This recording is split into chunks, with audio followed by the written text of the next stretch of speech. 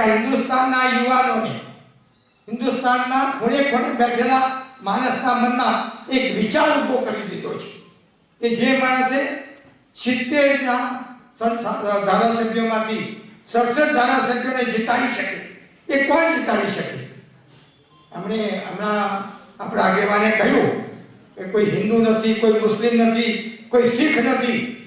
આપણને કોંગ્રેસ અને ભાજપે ધર્મમાં અને જ્ઞાતિમાં વહેંચ્યા છે અને આપણને ઘણા લોકોને ગરીબ રાખ્યા છે.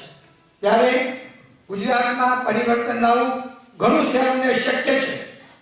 આટલા બેઠા છે એ ખેડા જિલ્લાના અને આણંદ જિલ્લાના જ છે.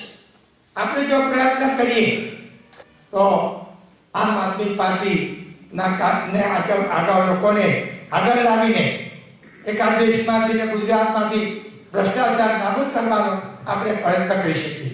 હું અહીંયા આવેલા આગેવાનોને એટલો તો મને વિશ્વાસ છે કે આ ખેડા જિલ્લો છે, આણંદ જિલ્લો છે, જ્યાં સરદારનો જિલ્લો છે અને જે નહેરુની જોડે પણ સત્યને માટે લડ્યા છે અને ઝઝૂમ્યા છે. સત્તા માટે નથી ઝઝૂમ્યા. એ આણંદ જિલ્લો આમ આદમી પાર્ટીને આવકાર છે.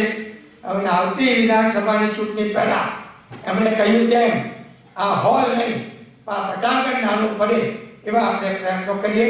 એમણે જે વિચારો આપણી સામે મૂક્યા છે, એક આદર્શ મૂક્યો છે અને કેજરીવાલજીનો જે આદર્શ છે કે સામાન્ય માણસને આગળ લાવો, ભ્રષ્ટાચારને નાબૂદ કરવા, અને સૌથી મોટી વાત કે જે કોઈ ના કરી શક્યું, હજુ પણ પત્રકારો, ટીવી, મીડિયા બરાબર લેતા નથી કે આ દેશમાંથી પ્રદૂષણ નાબૂદ થઈ શકે એ દિલ્હીમાં કરી બતાવ્યું છે.